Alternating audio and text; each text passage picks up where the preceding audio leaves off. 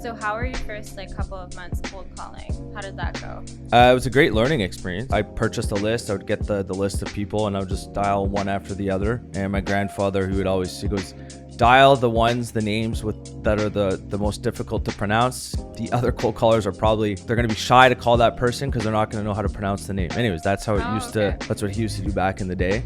And so I always found that funny. But yeah, my grandfather, Frank Killen, he's not with us anymore, but he started this company, cold calling. Back then, you didn't need these permits. You didn't need because now today you have to speak to the CRTC.